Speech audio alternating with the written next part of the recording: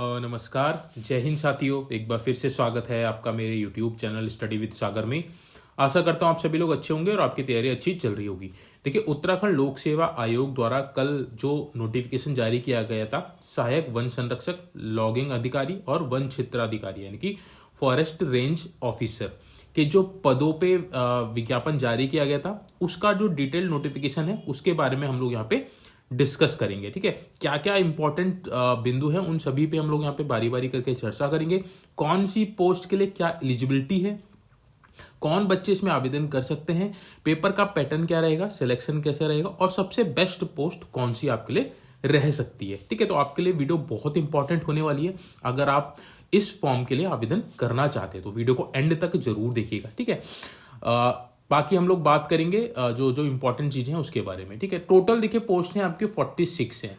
अभी इसको हम लोग डिटेल में यहाँ पे देखेंगे। 46 जो पोस्ट हैं।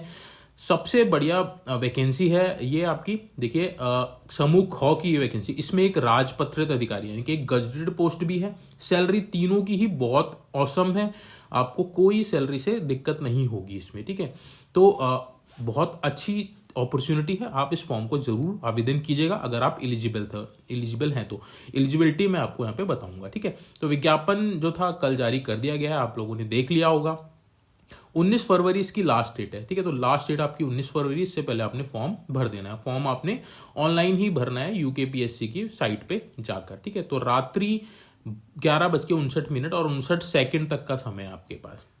उसके बाद अगर आपने कुछ फॉर्म में गलती कर दी है तो संशोधन यानी कि करेक्शन भी आप कर सकते हैं। 25 फरवरी से 6 मार्च के बीच इसके लिए लिंक ओपन होगा। ठीक है, तो कोशिश ये कीजिएगा आप फॉर्म में कोई गलती ना करें। मैं आपको बताऊंगा कैसे फॉर्म आपने भरना है और क्या क्या आपने सावधानियां रखनी है। ठीक है, सबसे पहले हम लोग जो वैकेंसी है उसके बारे में देख लेते हैं और क्या क्या इसमें एलिजिबिलिटी है। अब इसमें देखिए एक चीज़ ये भी है, इसमें आप जो ज़रूरी चीज़ है वो भी मैं आपको यहाँ पे यहीं पे बता देता हूँ। ठीक है, इसमें जो वेटिंग लिस्ट आती है वो वेटिंग लिस्ट नहीं आएगी। इन्होंने बोल दिया है, देखिए, संयुक्त परीक्षा आयोजित होने के कारण सहायक वन संरक्षक, लॉगिंग अधिकारी और वन क्षेत्र अधिकारी के पद हेतु 25% अतिरिक्त प्रतीक्षा सूची तैयार नहीं की जाएगी। यानी इसमें कोई वेटिंग लिस्ट नहीं आएगी, ये यहाँ पे क्लियर कर दिया गया है। ठीक है, अब देखिए टोटल जो पोस्ट हैं, जैसे मैंने आपको बताया, 3 आपके ACF की है जिसको सहायक वन संरक्षक बोलते हैं, सबसे बेहतरीन पोस्ट है। लॉगिंग अधिकारी के 12 पद हैं। ठीक है, और वन क्षेत्र अधिकारी के आपके 31 पद हैं, यानी कि फॉरेस्ट रेंज ऑफिसर के आपके 31 पद है सबसे ज्यादा। इसमें देखिए आपको 3 स्टार मिलते हैं। 3 स्टार वाली ये आपकी जॉब है। बाकी देखिए इन्होंने बोला है कि रिक्तियों की जो संख्या है बढ़ाई अथवा घटाई जा सकती है। जैसा ही होता है, कई बार पद जो ऐड होते हैं तो उनको बढ़ा दिया जाता है, उसके लिए अलग से नोटिफिकेशन जारी कर दिया जाता है। तो ये बढ़ भी सकते हैं, घट भी सकते हैं। तो सबसे पहले हम लोग बात करते हैं सहायक वन संरक्षक अधिकारी। इसके टोटल 3 पद है, तो तीनों ही आपके अनारक्षित है, यानी कि कोई भी बच्चा इसमें आवेदन कर सकता है, किसी के लिए रिजर्व्ड नहीं है ये सीटें। ठीक है, तो ये आपको क्लियर हो गया। अब ये दो कि ये जो आपका सहायक वन संरक्षक यानी कि ACF वाला जो पद है, ये आपका गजेटेड पोस्ट है, ACF बोलते हैं इसको। आपको इसका जो ये पद है ये आपका राजपत्रित है, यानी कि गजेटेड ऑफिसर की पावर है। समूह ख का पद है और स्थायी है। इसका जो लेवल है यानी कि ग्रेड पे जो आपका इसमें आपका 5400 ग्रेड पे है और 56,100 आपका बेसिक स्टार्टिंग है, जो आपका 1,77,500 तक जाएगा। लेवल 10 की ये जॉब है, यानी कि जो PCS में जो आपके पद आते हैं 5400 ग्रेड पे के और जो लेवल 10 के रहते हैं उसके इक्विवेलेंट है ये आपका पद। गजेटेड भी है और 5400 ग्रेड पे भी है और लेवल 10 का है। ठीक है, NPS सिस्टम इसमें लागू होगा, national pension scheme. Old pension scheme नहीं है इसमें। इसमें जो आपकी सैलरी बनेगी 1 लाख प्लस बनेगी। ठीक है, 1 लाख प्लस इसमें आपकी सैलरी इजीली बनेगी, इसमें कोई दिक्कत नहीं है। आगे बढ़ते हैं। देखिए, इसके लिए जो शैक्षिक अर्हता मांगी गई है वो मांगी गई है आपका किसी भी विश्वविद्यालय से। ठीक है, कम से कम एक विषय के साथ विज्ञान स्नातक यानी कि साइंस में आपका ग्रेजुएशन या फिर इंजीनियरिंग कर रखी होगी आपने, इंजीनियरिंग की डिग्री है आपके पास, तो इसमें आप आवेदन कर सकते हैं। यानी कि अगर आपने BSc में आपके पास कोई भी इनमें से कोई सब्जेक्ट रहा है, कृषि रहा है, वनस्पति विज्ञान रहा है, रसायन विज्ञान रहा है, कंप्यूटर एप्लीकेशन रहा है, कंप्यूटर विज्ञान रहा है, अभियांत्रिकी यानी कि इंजीनियरिंग में आपके पास कृषि है, केमिकल से इंजीनियरिंग कर रखी है, सिविल से कर रखी है, कंप्यूटर से कर रखी है, इलेक्ट्रिकल से कर रखी है, इलेक्ट्रॉनिक से कर रखी है, मैकेनिकल से कर रखी है।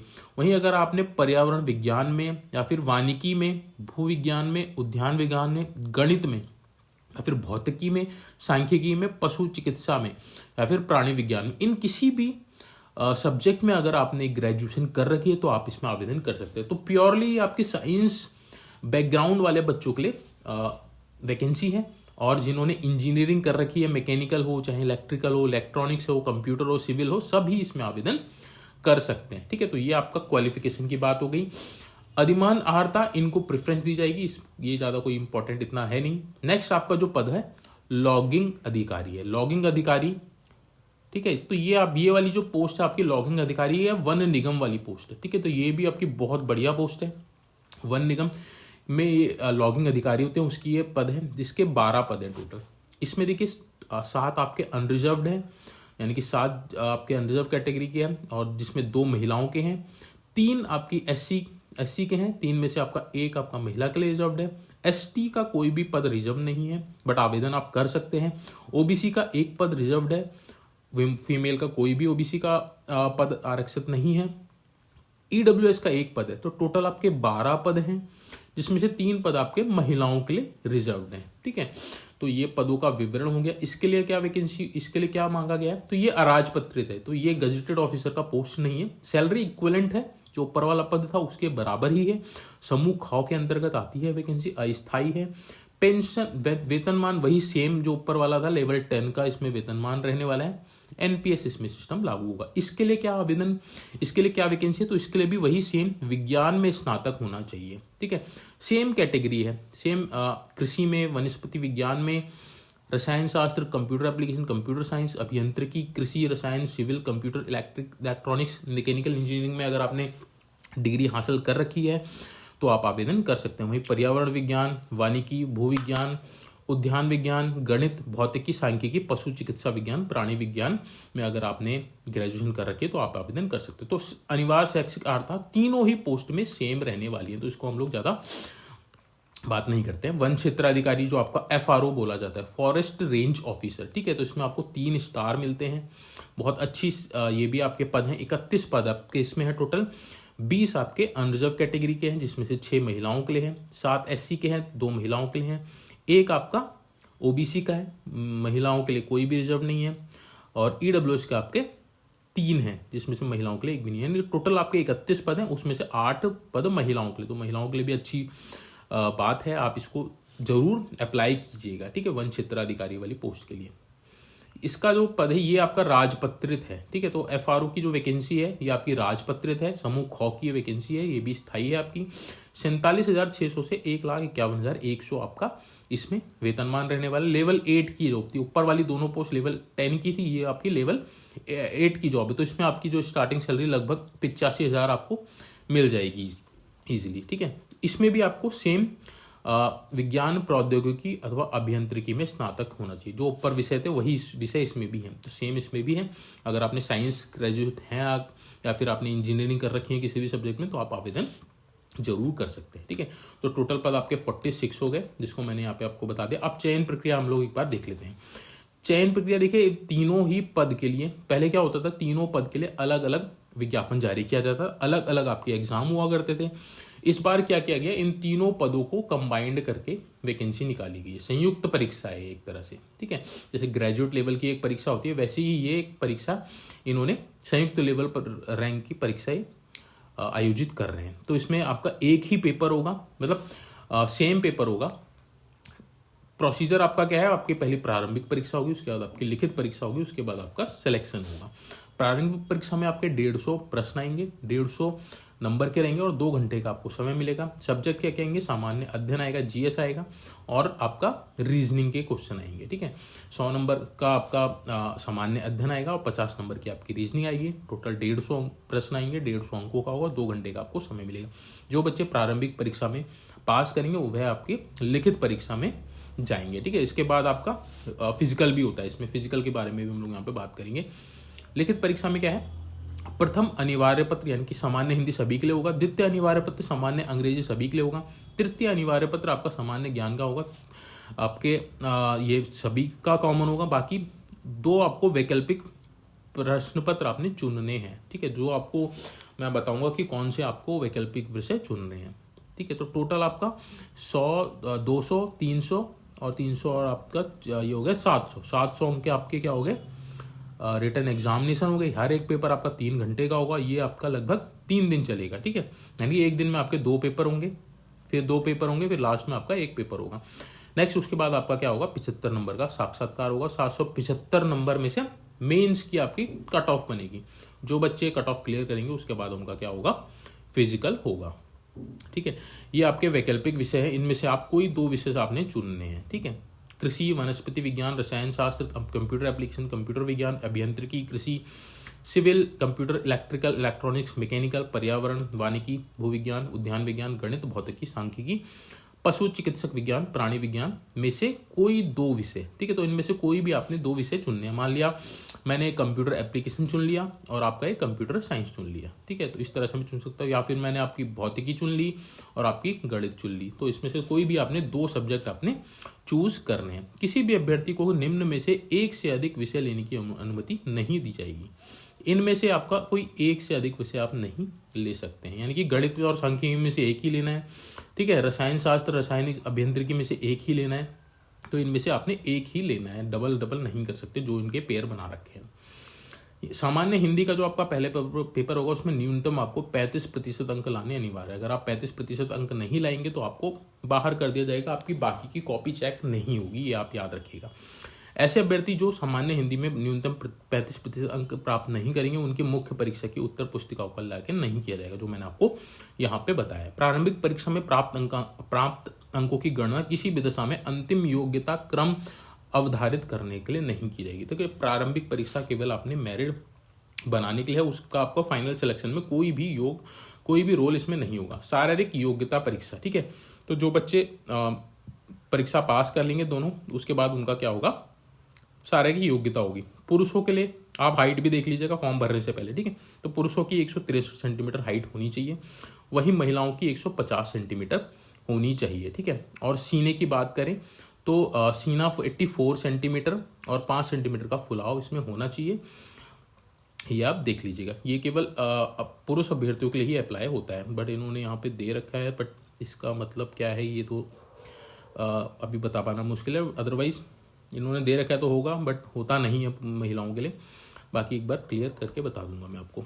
बाकी अगर आप क्या बोलते हैं कि हिल एरिया से बिलोंग करते हैं, ठीक है, यानी कि कुमाऊनी, गढ़वाली, इन किसी भी कैटेगरी से आप बिलोंग करते हैं, गोरखा, नेपाली, किसी भी कैटेगरी से बिलोंग करते हैं, तो आपको हाइट में छूट मिलेगी। पुरुष 152 सेंटीमीटर अगर आप गढ़वाली, कुमाऊनी से बिलोंग करते हैं, और महिलाओं के लिए 145 सेंटीमीटर, ठीक है। तो ये आपको मानकों में छूट मिल जाएगी, कोई इसमें दिक्कत वाली बात नहीं है अगर आप कुमाऊनी, गढ़वाली से, ठीक है। उसके बाद जो बच्चे हाइट और चेस्ट में क्वालिफाई कर जाएंगे तो उनका क्या होगा, उसके बाद उनकी दौड़ होगी, ठीक है। देखिए, लैगिंग अधिकारी, वन क्षेत्र अधिकारी पद के लिए किसी भी ऐसे अभ्यर्थियों को सेवा में सीधी भर्ती द्वारा नियुक्त नहीं किया जाएगा जो कलर ब्लाइंडनेस हो। तो जिसको कलर ब्लाइंडनेस की दिक्कत है उसको बाहर कर दिया जाएगा। अगर आपको कलर ब्लाइंडनेस की दिक्कत है तो आप डिस्क्वालीफाई कर दिए जाएंगे। इस चीज़ को भी आप इंश्योर कर लीजिएगा, ये आपका आइस चेक होंगी। लॉगिंग अधिकारी, वन क्षेत्र अधिकारी के पद पर सीधी भर्ती हेतु पुरुष अभ्यर्थियों को के मामले में 25 किलोमीटर। तो देखिए, इसमें जो ACF है, ACF में आपका शायद वो नहीं है, दौड़ नहीं है। केवल लॉगिंग अधिकारी और वन क्षेत्र अधिकारी में पुरुषों के लिए 25 किलोमीटर की दौड़ है, जो आपको 4 घंटे में कंप्लीट करनी है। वहीं महिलाओं के लिए आपकी 16 किलोमीटर की दौड़ है, जो आपने 4 घंटे में पूरी करनी। इजीली हो जाएगी, कोई दिक्कत वाली बात नहीं है। बट देखिए, हाँ, सहायक वन संरक्षक पद हेतु पुरुष अभ्यर्थियों के लिए 25 किलोमीटर व महिलाओं अभ्यर्थियों के लिए 14 किलोमीटर की दौड़ की दूरी पैदल चलकर पूरी करना आवश्यक होगा। अन्यथा यदि महिला के निर्धारित समय 4 घंटे में पैदल चला, तो इसमें सहायक वन संरक्षक के लिए भी आपको आपकी पुरुषों की 14 किलोमीटर की और महिलाओं की 24 किलोमीटर की पुरुषों के लिए 25 किलोमीटर की और महिलाओं के लिए 14 किलोमीटर की आपकी इसमें दौड़ होगी। तो तीनों में ही आपकी दौड़ है, इक्वली है, कोई दिक्कत वाली बात नहीं है। एज की बात करें तो 21 से 42 वर्ष के बच्चे इसमें आवेदन कर सकते हैं। 1 जुलाई 2025 को मिनिमम एज आपकी 21 वर्ष हो जानी चाहिए और मैक्सिमम आपकी 42 वर्ष होनी चाहिए। बट इसमें देखिए छूट भी मिलती है, SC ST OBC को आपको 5 साल की छूट मिलती है, तो ये भी आप देख लीजिएगा। बट केवल उत्तराखंड के अभ्यर्थियों को ही मिलेगी, ये कह रहे हैं ना, उत्तराखंड अनुसूचित जनजाति यानी कि SC ST और OBC के अभ्यर्थियों को अधिकतम 5 वर्ष की छूट मिल जाएगी, यानी कि 47 ईयर्स तक आप आवेदन कर सकते हैं अगर आप SC ST OBC से बिलोंग करते हैं तो। वहीं स्वतंत्रता संग्राम सेनानियों के आश्रितों को भी 5 वर्ष की छूट है। दिव्यांग अभ्यर्थियों को भी 5 वर्ष की छूट मिलेगी, ठीक है। पूर्व सैनिक जो है उनको भी छूट मिलेगी, इसको आप देख लीजिएगा। बाकी जो इम्पोर्टेंट चीज़ है वो मैंने आपको ऑलमोस्ट बता दी है, फॉर्म आपने ऑनलाइन ही भरना है। बाकी जो इम्पोर्टेंट चीज़ें हैं वो मैं आपको बता देता हूँ। फीस की बात करें तो देखिए अनरिजर्व कैटेगरी के लिए आपका 172.30, OBC के लिए आपको एक सेम है, SC ST के लिए आपकी 82 रुपये फीस जाएगी, EWS के लिए 172 और दिव्यांग यानी कि PH हैंडीकैप्ड वालों को 22 रुपये देना है। और जो बच्चे राज्य के संचालित स्वैच्छिक राजगृहों में निवासरत अनाथ बच्चे जो ऑर्फन है उनके लिए कोई शुल्क नहीं लिया जाएगा, ठीक है। तो ये आपका ऑनलाइन ही शुल्क जमा होना है, कोई आपने बैंक में जाके इसमें कुछ नहीं करना है, ठीक है। बाकी एक बार मैं आपको सिलेबस भी दिखा देता हूँ कि सिलेबस आपका क्या रहने वाला है, उसको भी आप ज़रूर देख लीजिएगा। सिलेबस आपके लिए इम्पॉर्टेंट है इसलिए मैं आपको यहाँ पे बता रहा हूँ, ठीक है। तो देखिए जो सबसे पहले आपकी प्रारंभिक परीक्षा होगी उसमें आपका सामान्य अध्ययन, सामान्य बुद्धिमत्ता यानी कि रीजनिंग के आपके 150 प्रश्न आएंगे, 150 ही अंक के होंगे और 2 घंटे का आपके समय होगा। लिखित परीक्षा का मैंने पैटर्न आपको ऊपर बता दिया है। 75 नंबर का आपका रिटर्न होगा, 700 नंबर के आपके 75 नंबर का इंटरव्यू होगा, 700 नंबर का आपका रिटर्न एग्जामिनेशन होगा। टोटल आपको 775 नंबर में से मेरिट बनेगी आपकी। 35% अंक आपने लाना है, जरूरी है सामान्य हिंदी के प्रश्न पत्र में, ठीक है। तो प्रथम ये प्रारंभिक परीक्षा का पैटर्न यहाँ पे आपको दे रखा है। ये आपका देखिए राष्ट्रीय एवं अंतर्राष्ट्रीय महत्व की समसामयिक घटना यानी कि आपके करंट अफेयर्स हो गया, खेल कूद और मनोरंजन हो गया, इतिहास हो गया, भूगोल हो गया, अर्थव्यवस्था हो गया, आपदा और आपदा प्रबंधन हो गया, आपका ये आपका मानव संसाधन विकास सूचकांक हो गया, संविधान हो गया, आपका अधिकारों से संबंधित मुद्दे हो गए, सामान्य विज्ञान हो गया, पर्यावरण हो गया, जैव प्रौद्योगिकी हो गया, साइंस एंड टेक हो गया, ऊर्जा एवं जल संसाधन हो गया। तो ये सारे टॉपिक आपने पढ़ने हैं, ठीक है। बाकी उत्तराखंड के प्रश्न इसमें आएंगे। नेक्स्ट का अभिरुचि यानी कि आपका रीजनिंग वाला पोर्शन हो गया, उसमें आपके 150 प्रश्न आएंगे, 150 मार्क्स के आएंगे। ये आप टॉपिक इसमें देख लीजिएगा। डिटेल नोटिफिकेशन चाहिए होगा तो मैं आपको टेलीग्राम चैनल के माध्यम से इसको प्रोवाइड करा दूंगा। यहाँ पे इन्होंने देखिए मेंस का सिलेबस नहीं दे रखा, तो मेंस के सिलेबस आपको वेबसाइट पे मिल जाएगा, वहाँ से आप इसको ज़रूर देख लीजिएगा, ठीक है। बाकी देखिए अगर हम बात करें पोस्टों के बारे में, मैंने आपको बताया था कि कौन सी पोस्ट ज़्यादा बेटर होगी, उसके बारे में भी हम लोग यहाँ पे डिस्कस कर लेते हैं। आपकी देखिए 3 पोस्ट हैं इसमें, ACF की है, एक आपका क्या है सहायक वन संरक्षक का है, एक आपका लॉगिंग अधिकारी का है, एक आपका वन क्षेत्र अधिकारी का है, ठीक है। तो सहायक वन संरक्षक अधिकारी देखिए क्या होता है, इसके अंदर 2 से 3 रेंजें होती हैं, ठीक है। इस रेंज का जो सबसे बड़ा अधिकारी क्या होता है, वन क्षेत्र अधिकारी होता है।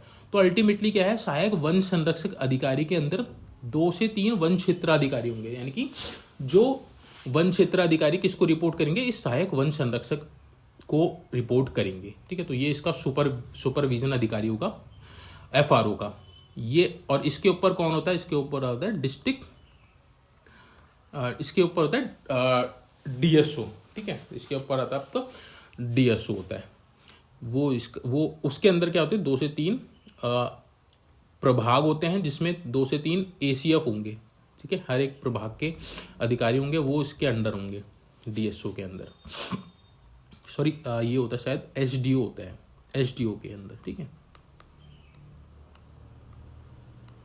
SDO के अंडर होते हैं आपके 2 से 3 ACF, और ACF के अंडर क्या होते हैं, वन क्षेत्र अधिकारी होते हैं। तो जनरली देखिए ये जो सहायक वन संरक्षक अधिकारी हो गया और वन क्षेत्र अधिकारी हो गए, ये दोनों किसके हैं, ये आपके वन विभाग के अधिकारी हैं, ठीक है। और लॉगिंग अधिकारी किसका है, ये आपका वन निगम का अधिकारी है, ठीक है। तो आपको पता होगा जो वन विभाग होता है वो उसका कार्य क्या करना होता है, उसका कार्य करना होता है जो आपका वन क्षेत्र है उसकी सुरक्षा करना, वहां पे अगर कोई पेड़ों की कटाई हो रही है उसको रोकना, कोई अवैध कब्जा कर रहा है तो उसको उसको चेक करना, ठीक है। जो आपके जंगल हैं उनको सुरक्षित करने के लिए जो तार बाड़ होती है उनको लगवाना। तो कुल मिला के वनों की रक्षा करना जो काम है वो आपका वन विभाग का होता है, वही सहायक वन संरक्षक का काम हो गया, वही वन क्षेत्र अधिकारी का काम हो गया, ठीक है।